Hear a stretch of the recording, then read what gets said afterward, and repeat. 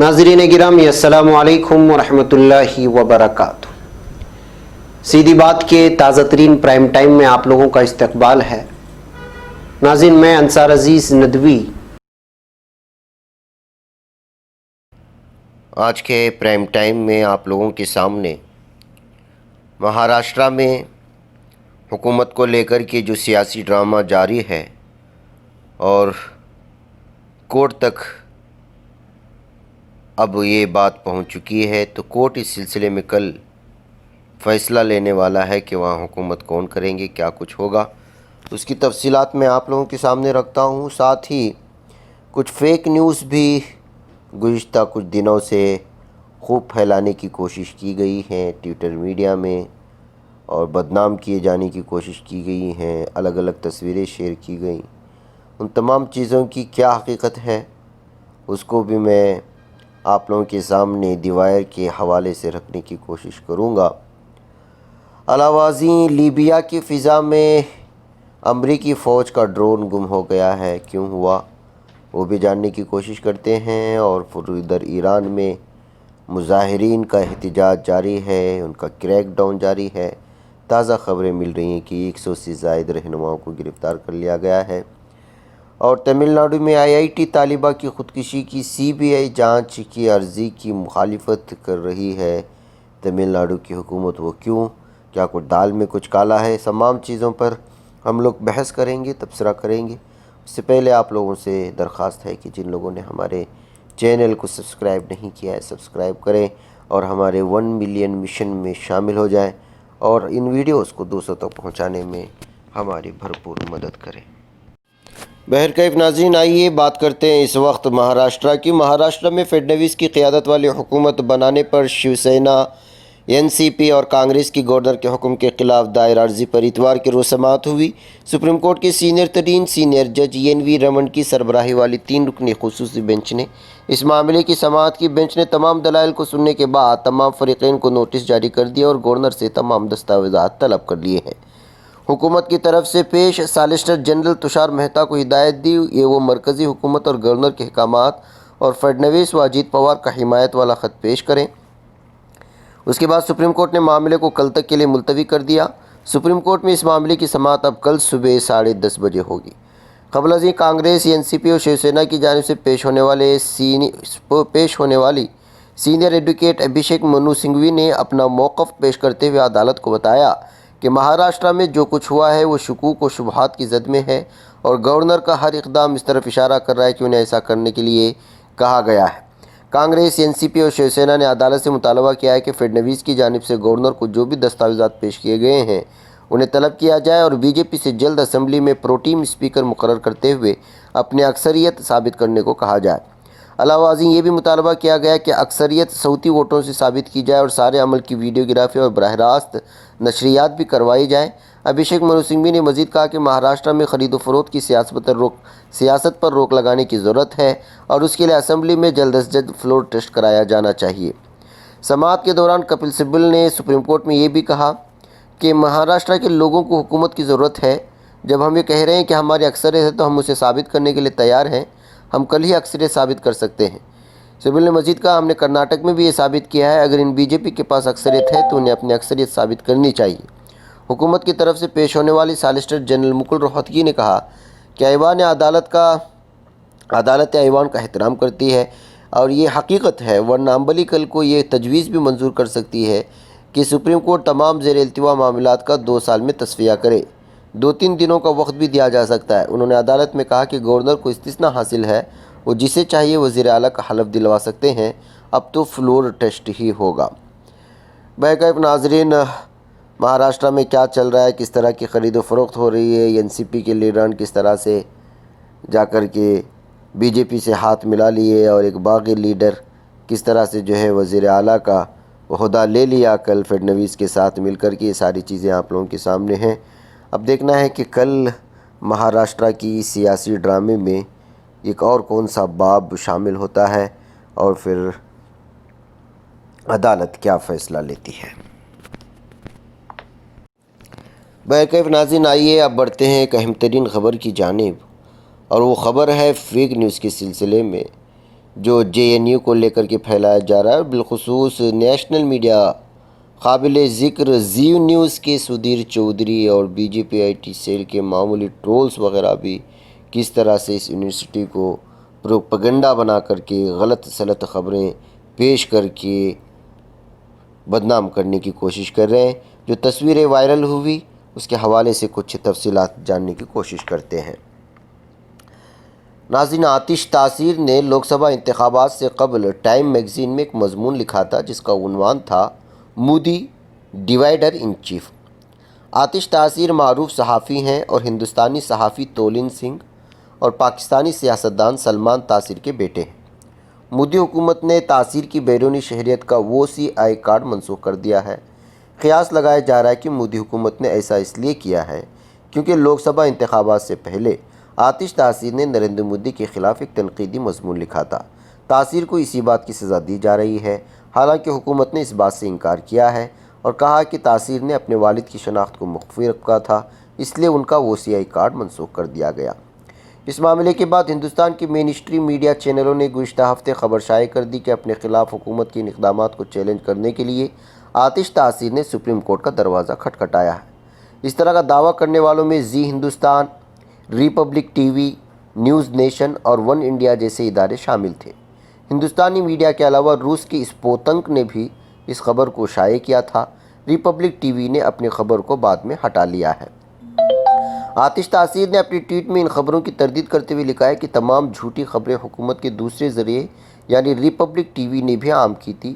12 نومبر کو انگریزی اخبار دی ہندو میں ایک رپورٹ شائع کی گئی تھی جس میں کہا گیا تھا کہ آتش تاثیر حکومت کے ان اقدامات کو چیلنج کریں گے، لیکن اس رپورٹ میں واضح نہیں کیا گیا تھا کہ وہ اس میں ہندوستان کی سپریم کورٹ سے رجوع کریں گے یا نہیں۔ انہوں نے میڈیا کو مطلع کیا تھا کہ وہ قانونی لڑائی میں صرف ہونے والے مالی مسائل اور اس سرگرمی میں ہونے والی تاخیر سے گھبراتے ہیں۔ تاثیر نے بتایا کہ ان کے احباب کا ماننا ہے کہ ان کو حکومت کو چیلنج کرنا چاہیے کیونکہ اگر انہوں نے ایسا نہیں کیا تو حکومت اپنے مقصد میں کامیاب ہو جائے گی۔ آلٹ نیوز نے واضح کیا کہ 12 نومبر کو آتش تاثیر نے ٹویٹ کیا تھا جس میں انہوں نے کہا تھا کہ وہ یہ جنگ لڑ رہے ہیں، لیکن اس ٹویٹ میں کہیں سپریم کورٹ کا ذکر نہیں تھا۔ لہٰذا یہ ثابت ہو جاتا ہے کہ میڈیا اداروں نے اپنے مرضی اور اختیار سے ایسی رپورٹ شائع کی تھی جبکہ تاثیر نے کسی بھی طرح کی مکمل رپورٹ نہیں دی تھی۔ گزشتہ ایک ہفتے سے جواہر لال یونیورسٹی کے طلباء یونیورسٹی انتظامیہ اور مرکزی حکومت کے خلاف احتجاج کر رہے ہیں۔ ناظرین، آپ جانتے ہیں ان کا مطالبہ ہے کہ یونیورسٹی کے مختلف کورسوں کی فیس میں 800% تک کے اضافے کو واپس لیا جائے کیونکہ یہ ملک بھر کے غریب اور پسماندہ گھروں سے آنے والے طلباء کو اعلیٰ اور معیاری تعلیم سے محروم کر دے گا۔ احتجاج کرنے والوں کا اصرار ہے کہ ایک فلاحی مملکت میں پرائمری تعلیم سے لے کر اعلیٰ تعلیم حکومت کی ذمہ داری ہونی چاہیے اور یہ مفت ہونی چاہیے، لیکن حکومت اس کے خلاف کام کر رہی ہے۔ سرمایہ داروں کے قرض معاف کیے جا رہے ہیں اور غریب طلباء کو تعلیم حاصل کرنے سے روکا جا رہا ہے۔ اس احتجاج کے خلاف فیک نیوز اور پروپیگنڈے کی ایک مہم مین اسٹریم میڈیا سے لے کر سوشل میڈیا میں بہت منظم طریقے سے چلائی جا رہی ہے۔ اس مہم میں زی نیوز کے سدھیر چودھری سے لے کر BJP سیل کے معمولی ٹرولز بھی بڑے خلوص سے اپنے فرائض انجام دے رہے ہیں۔ گزشتہ ہفتے فیس بک پر ایک طالب علم کی تصویر عام کی گئی اور اس کے ساتھ یہ دعویٰ کیا گیا کہ یہ شخص عبدالرضا ہے، اس کی عمر 45 سال ہے اور یہ منڈل کی سطح پر کانگریس کا صدر ہے۔ یہ شخص ابھی تک JNU میں پڑھ رہا ہے۔ تصویر میں موجود طالب علم کے سر پر بال نہیں ہے اور وہ گنجے پن کی بیماری میں مبتلا ہے جس کی وجہ سے اس کی عمر زیادہ نظر آ رہی ہے۔ آلٹ نیوز نے انکشاف کیا کہ تصویر میں نظر آنے والا شخص عبدالرضا نہیں ہے، اس کا اصل نام شبھم بوکاڑے ہے۔ شبھم کی عمر 23 سال ہے اور وہ JNU سے لسانیات میں MA کر رہے ہیں۔ انہوں نے آلٹ نیوز کو بتایا، میرا نام شبھم بوکاڑے ہے، میں JNU میں MA لسانیات کا طالب علم ہوں، 23 سال کا ہوں اور میں نے اپنے انڈر گریجویشن کی پڑھائی ناگپور یونیورسٹی سے مکمل کی۔ میں اس یونیورسٹی میں اپنے تعلیم مکمل کرنے اس لیے آیا ہوں کیونکہ مجھے تعلیم کا جنون ہے اور JNU ہی ملک کی سب سے بہترین یونیورسٹی نظر آتی ہے۔ فیس میں اضافے کے خلاف حال ہی میں شروع ہوئے احتجاج نے تمام طلباء کی طرح مجھے بھی متاثر کیا، اس لیے میں نے بھی احتجاج میں شرکت کی کیونکہ مجھے لگتا ہے کہ سستی اور قابل رسائی تعلیم ہر شہری کا حق ہے۔ یہ قابل مذمت ہے کہ وقت سے پہلے میرے سر کے بال جھڑ جانے کی وجہ سے مجھ کو نشانہ بنایا جا رہا ہے اور میرے خلاف غلط بیانی کی جا رہی ہے۔ سوشل میڈیا کی پوسٹ میں جو کچھ بھی لکھا ہے سب جھوٹ ہے اور جس موقف کے ساتھ اس کو عام کیا جا رہا ہے وہ اپنے آپ میں تکلیف دہ ہے۔ یہ صاف طور پر اسلاموفوبیا ہے۔ دوسری بات، اگر میں 45 سال کا بھی ہوں تو اس میں کیا برائی ہے کہ کوئی 45 سال کا شخص سستی شرح پر تعلیم حاصل کرے۔ اسی طرح دیویانشی جاٹو نامی پروفائل سے خاتون کی تصویر عام کی گئی۔ اس تصویر میں خاتون کے سر سے خون نکل رہا ہے۔ دیویانشی نے اپنی پوسٹ میں مودی اور یوگی کی تنقید کرتے ہوئے لکھا کہ جب آستھا اور عقیدے کی بات کی جاتی ہے تو پھول برسائے جاتے ہیں، لیکن جب تعلیم کی بات کرتے ہیں تو لاٹھیاں برسائی جاتی ہیں۔ مودی اور یوگی حکومت چاہتی ہے کہ غریب پریوار کا کوئی بھی طالب علم تعلیم یافتہ نہ ہو۔ جو تصویر دیکھ رہے ہیں آپ دیکھ سکتے ہیں کہ سر پہ کس طرح کا خون رس رہا ہے۔ آلٹ نیوز نے واضح کیا کہ یہ تصویر JNU احتجاج کے بعد کی تصویر نہیں ہے بلکہ محرم کے جلوس کی تصویر ہے، جس کو سال 2005 میں جعفریہ پر شائع کیا گیا تھا۔ ان کے مطابق یہ تصویر لبنان کی ہے، لیکن لبنان کی تصویر کو یہاں چپکا کر دیکھیے کس طرح سے جو ہے اس وقت غلط خبریں پھیلانے کی کوشش کر رہے ہیں۔ دیکھیے ایک اور ٹویٹ کی جانب اور اس تصویر کو بھی دیکھیے، ایک خاتون کو کس طرح سے گھسیٹا جا رہا ہے، ساڑی میں ملوث ہے۔ اصل میں جس عمر میں لوگ وردھا پنشن لیتے ہیں اس عمر میں آنٹی کون سا گیان لے رہی ہے۔ یہ جملہ اس ٹویٹ میں لکھا گیا تھا جو یہ ثابت کرنا چاہتا تھا کہ JNU میں لوگ فضول میں پڑے رہتے ہیں۔ تصویر میں جس خاتون کو پولیس پکڑے ہوئی تھی وہ بے شک زیادہ عمر نظر آتی ہے، لیکن یہ تصویر JNU احتجاج کی ہے۔ یہ بات بالکل حقیقت کے برعکس ہے۔ آؤٹ لک میں شائع خبر کے مطابق یہ تصویر حیدرآباد کی ہے جہاں اس خاتون کو گرفتار کیا گیا تھا۔ یہ تصویر 2 سال پرانی ہے جب لوگ حیدرآباد میں لیبر کمشنر کے دفتر کے سامنے احتجاج کر رہے تھے۔ اس وقت کی فوٹو کو JNU کی عمر رسیدہ طالبہ سے جوڑ کر کے پھر JNU کو بدنام کرنے کی کوشش کی گئی اس تصویر کو چپکا کر کے۔ بہرکیف آگے بڑھتے ہیں۔ ایک اور تصویر دیکھیے اس خاتون کی۔ کنگ مشرا نامی فیس بک پروفائل سے ایک تصویر عام کی گئی تھی جو آپ اس وقت دیکھ رہے ہیں، جس میں خاتون مجمع کے درمیان کھڑی ہے اور کچھ بول رہی ہے۔ تصویر کے ساتھ دعویٰ کیا گیا ہے کہ یہ خاتون JNU کی طالبہ ہے اور ان کی عمر 43 سال ہے، اور کمال کی بات یہ ہے کہ ان کی بیٹی مونا بھی 12ویں میں JNU میں ہی پڑھتی ہے۔ کنگ مشرا کے علاوہ بھی متعدد صارفین نے اس تصویر کو اسی عبارت کے ساتھ عام کیا ہے۔ آلٹ نیوز نے انکشاف کیا کہ تصویر سمبھاوی سدھی کی ہے جو 23 سال کی ہے اور MA فرانسیسی ادب کی طالب علم ہے۔ ان کی یہ تصویر زی نیوز کی ایک ویڈیو رپورٹ سے اسکرین شاٹ کے طور پر لی گئی ہے۔ اس ویڈیو میں ان کو 2:56 پر دیکھا جا سکتا ہے۔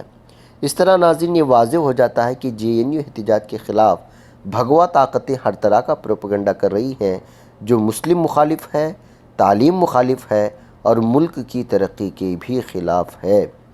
بہرکیف ناظرین کسی نہ کسی بہانے سے اس وقت مرکزی حکومت ہو یا جو بھی فرقہ پرست طاقتوں کے ہاتھوں میں اس وقت حکومت ہے، حکمرانی ہے، اقتدار ہے، وہ مسلمانوں کے خلاف استعمال کر کے ان کو کسی نہ کسی طریقے سے بدنام کر کے پورے ہندوستان میں ایک خاص ماحول بنانے کی کوشش کر رہی ہے، لیکن یہ ساری چیزیں جب حقیقت اس کی سامنے آتی ہے تو دودھ کا دودھ اور پانی کا پانی ہو جاتا ہے۔ بہرکیف ناظرین آئیے اب ہم لوگ بات کرتے ہیں لیبیا کی۔ لیبیا کی فضا میں پرواز کرنے والا امریکی ڈرون گم ہو گیا ہے۔ جی ہاں، شمالی افریقی ملک لیبیا میں جو برسوں سے خانہ جنگی کا شکار ہے، ملک کے سب سے بڑے شہر طرابلس پر قبضے کے لیے متحارب مسلح دھڑوں کے مابین لڑائی جاری ہے۔ امریکی فوج کی افریقہ کے لیے کمان افریکام جو جرمنی سے براعظم افریقہ میں واشنگٹن کی فوجی سرگرمیوں کی نگرانی کرتی ہے نے ہفتہ 23 نومبر کو بتایا کہ یہ ڈرون جمعرات کو 21 نومبر کو طرابلس کی فضا میں پرواز کرتا ہوا اچانک غائب ہو گیا تھا اور ابھی تک یہ پتہ نہیں چلا کہ یہ فوجی ڈرون اچانک کس طرح لاپتہ ہو گیا ہے۔ بغیر پائلٹ کے پرواز کرنے والا یہ امریکی فوجی ڈرون غیر مسلح تھا اور وہ حسب معمول لیبیا کی فضا سے زمین پر کی جانے والے ممکنہ عسکریت پسندانہ کارروائیوں کا جائز لے رہا تھا۔ اس طرح کی باتیں بیان کی جا رہی ہیں۔ افریکام کے ایک بیان کے مطابق اس واقعے کی چھان بین جاری ہے۔ امریکی عسکری حکام کے مطابق یہ ڈرون طرابلس کی فضا میں متعلقہ حکومتی اہلکاروں کی باقاعدہ اجازت اور ان کے ساتھ اشتراک عمل کے نتیجے میں محو پرواز تھا۔ ناظرین، بر اعظم افریقہ کے مختلف ممالک میں اس وقت امریکی فوج، بحریہ اور فضائیہ کی کل تقریباً 7,000 اہلکار تعینات ہیں۔ افریقہ ایک بر اعظم کے طور پر اپنے رقبے میں امریکہ کی ریاستی رقبے سے 3 گنا بڑا ہے اور وہاں جملہ امریکی فوجی سرگرمیوں کو جرمن شہر شٹٹ گارٹ سے کنٹرول کیا جاتا ہے۔ ناظرین، صاف بات یہی ہے کہ ملک میں دیگر ممالک کے اندرونی سطح پر سیاست میں اپنی دخل اندازی کرنے کے لیے امریکہ کسی نہ کسی نوعیت سے اپنے فوج کو وہاں پر رکھتا ہے یا اڈا بنا لیتا ہے، تاکہ جو ہے اندرونی سرگرمیوں پر بھی نگاہ رکھے اور پھر اپنا مطلب بھی نکالے اور پھر جو ہے جاسوسی بھی کرے اور ہو سکے تو سیاستدانوں کو بلیک میل بھی کر سکے۔ یہ امریکہ کا بڑا ہتھیار ہے۔ ناظرین، آئیے ایران کی جانب چلتے ہیں۔ ایران میں بڑے پیمانے پر مظاہرے ہو رہے ہیں، مظاہرین کا کریک ڈاؤن بھی جاری ہے۔ ایرانی پولیس نے ملک میں حکومت مخالف مظاہروں کے خلاف کریک ڈاؤن کے دوران احتجاج کرنے والے 100 سرکردہ لیڈروں کو حراست میں لینے کا دعویٰ کیا ہے۔ ایرانی عدلیہ کے ترجمان نے ٹویٹر پر کہا کہ ایران کی سپاہ پاسداران انقلاب نے ملک بھر میں 100 مظاہرین لیڈروں کو گرفتار کر لیا۔ ایران انٹرنیشنل عربی بک چینل کے مطابق جمعہ کے روز سپریم لیڈر آیت اللہ علی خامنہ ای کے مندوب اور تہران کی جامع مسجد کے خطیب احمد خاتمی نے کہا ہے کہ پرامن احتجاج ہر ایک کا حق ہے اور کسی کو پرامن احتجاج سے نہیں روکا گیا۔ انہوں نے مظاہرین کے خلاف طاقت کے استعمال کی تردید کی اور کہا کہ مظاہرین کی آڑ میں ان کی صفوں میں موجود شرپسندوں کے خلاف کارروائی کی گئی ہے جو احتجاج کی گاڑی میں سوار ہو کر ملک کو نقصان پہنچانا چاہتے ہیں۔ انہوں نے اپنے خطبے کے دوران پرتشدد احتجاج کرنے والوں کو دشمن کے ایجنٹ قرار دیا اور کہا کہ اس احتجاج اور فسادات کی منصوبہ بندی 3 سال قبل کی گئی۔ فسادات کے لیے اندرون اور بیرون ملک لوگوں کو تربیت فراہم کی گئی۔ یہ دعویٰ اس وقت کیا گیا جب ایرانی عدالت حکام نے مظاہرین کو سخت نوعیت کی پابندیوں میں جکڑنے کا عزم کیا ہے۔ ایرانی پاسداران انقلاب نے جمعہ کے روز اعتراف کیا کہ پہلے دن 28 صوبوں اور 100 شہروں میں مظاہرے ہوئے۔ ایرانی میڈیا نے پاسداران انقلاب کے نائب کمانڈر ان چیف کے حوالے سے بتایا کہ ہم 48 گھنٹوں کے اندر بدامنی روکنے میں کامیاب ہو گئے۔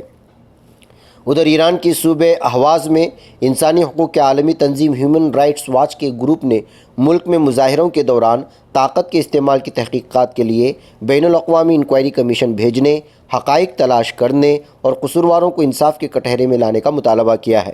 تنظیم کی طرف سے جاری کردہ ایک بیان میں کہا گیا ہے کہ ایران میں احتجاجی مظاہروں کے آغاز سے ہی صوبہ اہواز کے قصبوں اور شہروں میں 60 سے زیادہ مظاہرین ہلاک ہو چکے ہیں۔ ہیومن رائٹس واچ نے بتایا کہ ایرانی حکام نے اہواز کو فوجی چھاؤنی میں تبدیل کر دیا ہے۔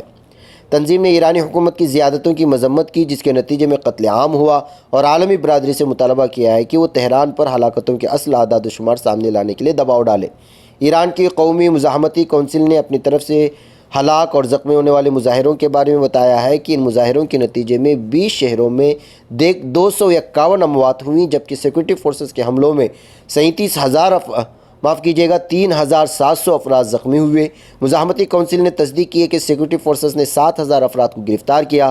تشدد کے دوران ایک 13 سالہ بچے کو بھی گولیاں مار کر قتل کیا گیا۔ خیال رہے کہ ایران میں گزشتہ ہفتے اس وقت ملک گیر احتجاج کی لہر اٹھ کھڑی ہوئی تھی جب حکومت نے پیٹرولیم مصنوعات کی قیمتوں میں 200% اضافہ کر دیا تھا اور اس کے بعد سے مظاہرے تھمنے کا نام نہیں لے رہے۔ ناظرین، آئیے آج کی آخری خبر پر تبصرہ کرتے ہیں۔ تمل ناڈو حکومت نے IIT مدراس کی طالبہ کی خودکشی معاملے کی CBI جانچ کی مانگ کو لے کر مدراس ہائی کورٹ میں دائر PIL کی جمعہ کو یہ کہتے ہوئے مخالفت کی کہ ایک اسسٹنٹ کمشنر کی نگرانی میں سینئر پولیس افسر اس کی جانچ کر رہے ہیں۔ تمل ناڈو حکومت نے یہ دلیل TNSUI کی PIL پر سنوائی کے دوران کہی۔ معاملے کی سنوائی جسٹس M ستیہ نارائن اور N سیشا سائی کی بینچ کے سامنے رکھی۔ PIL میں اس معاملے کی جانچ CCB کی جگہ CBI کو سونپنے کی مانگ کی گئی ہے۔ حکومت کے وکیل نے PIL کو بے موقع بتاتے ہوئے کہا کہ فی الحال معاملے کی جانچ additional superintendent of police rank کے ایک افسر کے ذریعے کی جا رہی ہے جس کی نگرانی CCB کے ایڈیشنل کمشنر آف پولیس کر رہے ہیں جو خود CBI میں خدمات دے چکے ہیں۔ ناظرین، बेंच ने दलाइल सुनने के बाद अर्जी पर अपना फैसला महफूज रख लिया है। गौरतलब है कि आईआईटी एंट्रेंस एग्ज़ाम में नेशनल लेवल टॉपर और आईआईटी मद्रास में एमए फर्स्ट ईयर की स्टूडेंट फातिमा लतीफ़ ने 9 नवंबर को हॉस्टल में ख़ुदकुशी कर ली थी। तालिबा के वालिद ने असिस्टेंट प्रोफेसर पर इस्तेहसाल का इल्ज़ाम लगाया है और जांच की मांग की गई थी। इसके एक दिन बाद मामले की जांच सेंट्रल क्राइम ब्रांच सीसीबी को सौंप दी गई थी। अहले खाना ने दावा किया था कि फ़ातिमा के फ़ोन से सुसाइड नोट मिला है, जिसमें फ़ातिमा लतीफ़ ने एक असिस्टेंट प्रोफेसर पर इस्तेहसाल का इल्ज़ाम लगाया है। साथ ही वालिद अब्दुल लतीफ़ ने फ़ातिमा की मौत के बारे में कई सवाल उठाते हुए इदारे की टीचर्स और मकामी पुलिस पर मिलीभगत कर मामले की लेपापोती करने का खदशा जताया गया था। तालिबा की ख़ुदकुशी मामले की शफाफ जांच की मांग को लेकर डीएमके समेत मुख्तलिफ सियासी पार्टियों ने मुजाहरा किया था। नाज़रीन, आप लोगों को मालूम होना चाहिए कि फ़ातिमा लतीफ़ को के बारे में ये भी कहा जा रहा है कि उसको ज़ात, समाज और मज़हब का नाम लेकर के भी उसको नीचा दिखाने की कोशिश की गई थी, उसको ज़हनी तौर पर हरासा किया गया था, मज़हब को लेकर के इस तरह के इल्ज़ामात भी लगाए हैं। अब देखना यह है कि जो फ़ातिमा लतीफ़ के ख़ुदकुशी की असल वजह क्या है, ये शफाफ अंदाज में जांच के बाद ही सारी बातें सामने आ सकती हैं। बैकअप नाज़रीन, आज के प्राइम टाइम में इतना। इंशाल्लाह फिर आपसे मुलाकात हो। मुझे यहाँ पर इजाज़त दो। अस्सलामु अलैकुम रहमतुल्लाहि व बरकातहू।